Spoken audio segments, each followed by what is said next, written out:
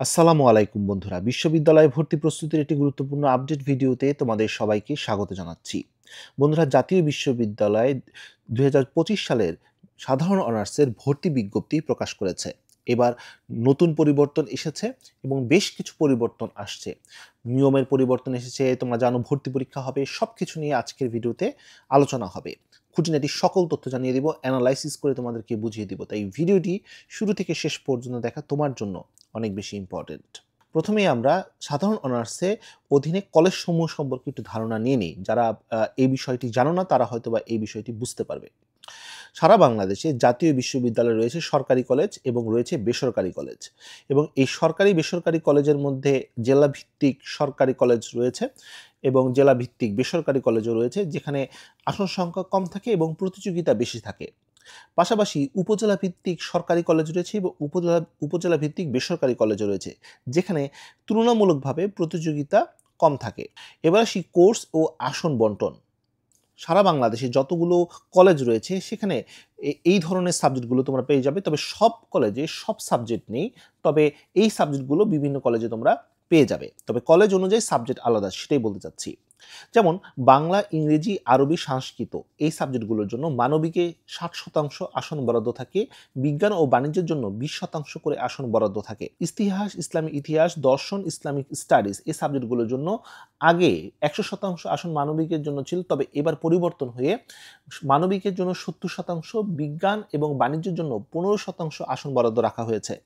রাষ্ট্রবিজ্ঞান, সমাজবিজ্ঞান, সমাজকর্ম, অর্থনীতি এই সাবজেক্টগুলোর জন্য মানবিকের জন্য 70%, বিজ্ঞান ও বাণিজ্যের জন্য 15% আসন বরাদ্দ থাকবে। নৃবিজ্ঞান, লাইব্রেরি সায়েন্সের জন্য সমহারে আসনগুলো বন্টন করা হবে। হোম ইকোনমিক সাবজেক্টের ক্ষেত্রে মানবিকের জন্য 60%, বিজ্ঞানের জন্য 40% আসন বরাদ্দ থাকবে। বাণিজ্যের জন্য কোনো আসন নেই। বিজ্ঞানের সকল সাবজেক্টের জন্য শুধুমাত্র বিজ্ঞান শাখা শিক্ষার্থীদের জন্যই আসন বরাদ্দ থাকবে। মার্কেটিং, ফাইন্যান্স, হিসাব বিজ্ঞান, ম্যানেজমেন্ট বিজ্ঞানের জন্য মানবিকের জন্য 15% করে, বাণিজ্যের জন্য 70% আসন বরাদ্দ থাকবে। এবার আসি আবেদন করার ন্যূনতম যোগ্যতা। এবার এই যোগ্যতাটার পরিবর্তন এসেছে, অনেক কম জিপিএ রাখা হয়েছে যাতে করে ম্যাক্সিমাম শিক্ষার্থী যেন আবেদন করতে পারে। এসএসসি বা সমমান পরীক্ষা 2021 অথবা 22 এবং এইচএসসি বা সমমান পরীক্ষা 2023-24 হলে আবেদন করা যাবে। মানবিক শাখা, বাণিজ্য শাখা বা বিজনেস ম্যানেজমেন্ট শাখা শিক্ষার্থীদের জন্য এসএসসি এবং এইচএসসিতে আলাদা করে 2.50, মোট জিপিএ 5.50 প্রয়োজন হবে। বিজ্ঞান বা কারিগরি শাখা শিক্ষার্থীদের জন্য এসএসসিতে 2.75 এবং এইচএসসিতে 2.50 এবং মোট জিপিএ 6.0 হলেই আবেদন করা যাবে। সাধারণ অনার্সে সাধারণ শিক্ষার্থীদের পাশাপাশি আরও যারা আবেদন করতে পারে তাদের মধ্যে এ লেভেল, ও লেভেল শাখা শিক্ষার্থীরা, বিদেশি সার্টিফিকেট দাঁড়িয়ে বিজনেস ম্যানেজমেন্ট এবং ইতিমধ্যে যারা অনার্স এবং ডিগ্রিতে ভর্তি অবস্থায় আছে এবং ন্যূনতম যোগ্যতাটি অর্জন করেছে তারা আবেদন করতে পারবে। এবার আসি কোটা তত্ত্ব। তোমরা স্ক্রিনে দেখছো কোটার এবার কিছুটা পরিবর্তন এসেছে। মুক্তিযোদ্ধার সন্তান, নিগোষ্ঠী, বিশেষ চাহিদা সম্পন্ন এই কোটাগুলো তোমরা নিশ্চয়ই স্ক্রিনে দেখতে পাচ্ছ। পাশাপাশি পোষ্য কোটাও কিন্তু এবার রাখা হয়েছে। এবার আসি যেভাবে সিলেকশন করা হবে বা সাবজেক্ট দেওয়া হবে। তোমাদের ভর্তি পরীক্ষা হওয়ার পর যে ভর্তি পরীক্ষাতে সবচেয়ে বেশি নাম্বার পাবে সেই নম্বরটাকে বেশি গুরুত্ব দেওয়া হবে। সেই নম্বর উপর ভিত্তি করে সাবজেক্ট এবং কলেজ দেওয়া হবে। যদি নম্বর সমান হয়ে যায় তখন কি করা হবে? নম্বর সমান হয়ে গেলে তোমার জিপিএ দেখা হবে, মোট জিপিএ, এসএসসি এবং এইচএসসির মোট জিপিএ। এসএসসি জিপিএ কে 40% এবং এইচএসসি জিপিএ কে 60% দেখা হবে। যদি জিপিও সমান হয়ে যায় তখন কি দেখা হবে? তখন নম্বর দেখা হবে। এসএসসি নম্বরকে 40% এবং এইচএসসি নম্বরকে 60% ধরে তারপর মেধা তালিকা প্রণয়ন করা হবে বা সাবজেক্ট দেখা হবে। এবার আসি ভর্তি পরীক্ষা এবং মেধা তালিকা নিয়ে আরও কিছু তথ্য। তোমরা নিশ্চয়ই দেখতে পাচ্ছ এবার জাতীয় বিশ্ববিদ্যালয়ে কিন্তু ভর্তি পরীক্ষা হতে যাচ্ছে এমসিকিউ পদ্ধতিতে। বিজ্ঞান শাখার ক্ষেত্রে বাংলা, ইংরেজি কমন এবং এটার ক্ষেত্রে 20 নাম্বার করে প্রশ্ন আসবে এবং জিকে থেকে অর্থাৎ সাধারণ জ্ঞান থেকে 10 নাম্বারের প্রশ্ন আসবে। এবং বিষয়ভিত্তিক বন্টনের ক্ষেত্রে পদার্থ 17, রসায়ন 17, গণিত অথবা জীববিজ্ঞান থেকে 16 নাম্বারের প্রশ্ন আসবে, সব মিলে 100 নাম্বার। অন্যদিকে মানবিক, গার্হস্থ্য অর্থনীতি শাখা থেকে বা বাণিজ্য শাখা থেকে বাংলা, ইংরেজি অবশ্যই তাদেরকে অ্যান্সার করতে হবে 25 নাম্বার করে, জিকে থেকে আসবে 10 নাম্বার।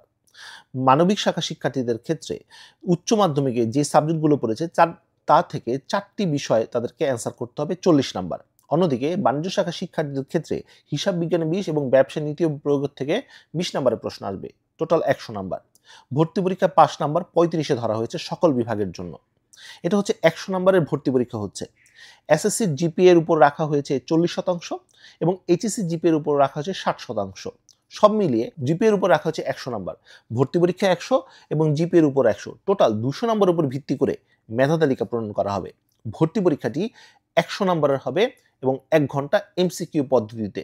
তবে এখানে ভুল উত্তরের জন্য কোনো নম্বর কর্তন করা হবে না। ভর্তি পরীক্ষার কেন্দ্র, অনেকেই প্রশ্ন করছো, তোমরা যেই বিভাগে পরীক্ষা দিবে, যেই বিভাগে যে কলেজ সিলেক্ট করছো, সেই জেলা শহরেই তোমাদের ভর্তি পরীক্ষাটি অনুষ্ঠিত হবে এবং এই কেন্দ্রটি মূলত জাতীয় বিশ্ববিদ্যালয়ের তরফ থেকে নির্ধারণ করা হবে। এবার আসি আবেদনের জন্য যা যা করতে হবে।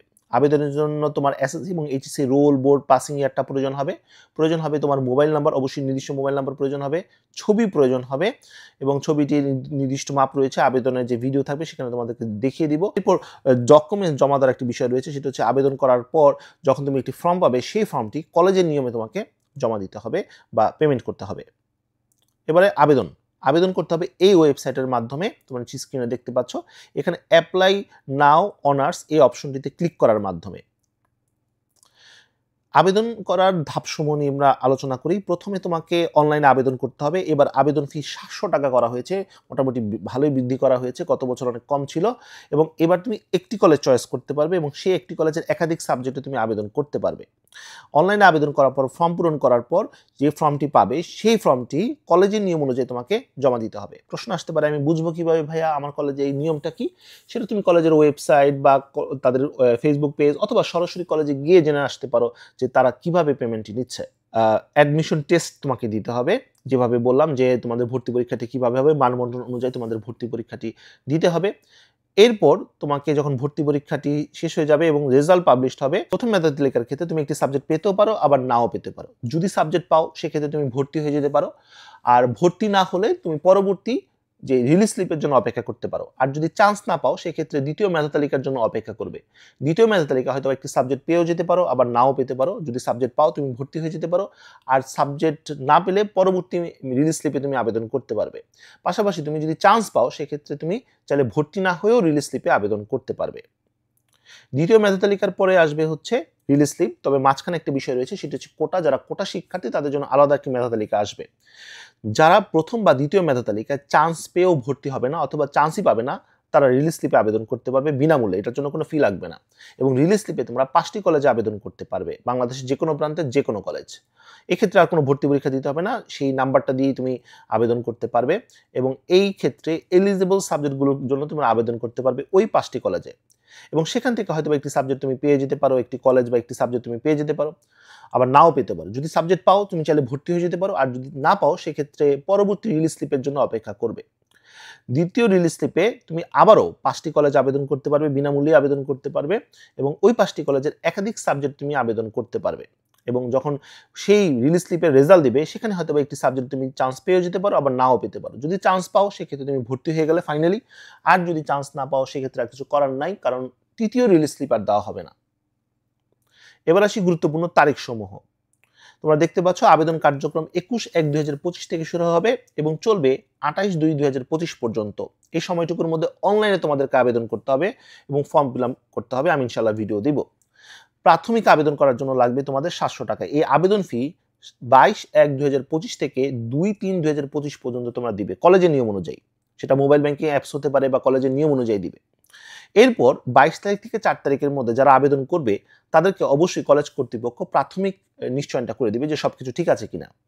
6 তারিখ থেকে 12 তারিখ পর্যন্ত এটা কলেজের কাজ, এটা তোমার কাজ না। তবে তোমাদেরকে জানিয়ে রাখি যে এখানে কিন্তু তোমাদের অবশ্যই প্রাথমিক আবেদন করতে হবে, অর্থাৎ এই যে 21 তারিখ ফর্ম পূরণ করা এবং 22 তারিখ থেকে 2 তারিখ পর্যন্ত যে পেমেন্ট দেওয়া, এটাও তোমাকে অবশ্যই করতে হবে। এই কাজটি যদি তুমি না করো তাহলে কিন্তু পরবর্তীতে রিলিজ স্লিপ বলো বা এই প্রক্রিয়ার মধ্যে তুমি আর যুক্ত থাকতে পারবে না। তাই এই প্রক্রিয়ার মধ্যে যুক্ত থাকার জন্য অবশ্যই তোমাকে এই পেমেন্টটা করতে হবে এবং আবেদন করতে হবে এবং ভর্তি পরীক্ষাও দিতে হবে। ভর্তি পরীক্ষা আগামী 3 মে 2025 শনিবার সকাল 11টা থেকে দুপুর 12টা পর্যন্ত অনুষ্ঠিত হবে, 1 ঘন্টা। অবশ্যই তোমার জেলা শহরগুলোতেই পরীক্ষা হবে, যার যার জেলা শহরে। পরীক্ষার্থীদেরকে অবশ্যই ভর্তি পরীক্ষার প্রবেশপত্র সকল যে প্রয়োজনীয় জিনিসপত্র সকাল 10টা 30 মিনিটের মধ্যে তোমার নির্দিষ্ট যে কেন্দ্র রয়েছে সেখানে তোমাকে চলে যেতে হবে, এবং প্রবেশপত্রে উল্লেখিত যে কলেজ থাকবে বা কেন্দ্র থাকবে সেখানেই তাকে যেতে হবে। তো বন্ধুরা, এই ছিল আজকের মতো ভিডিও। আজকে আমরা জানতে পারলাম জাতীয় বিশ্ববিদ্যালয় ভর্তি পরীক্ষা এবং বিজ্ঞপ্তি সম্পর্কে বিস্তারিত তথ্য এনালাইসিস করার চেষ্টা করলাম। আশা করি তথ্যগুলো তোমাদের কাজে আসবে। তো বন্ধুরা, আজ এই পর্যন্ত। সবাই ভালো থাকো, সুস্থ থাকো। দেখা হবে আগামী কোনো ভিডিওতে। সে পর্যন্ত আল্লাহ হাফেজ।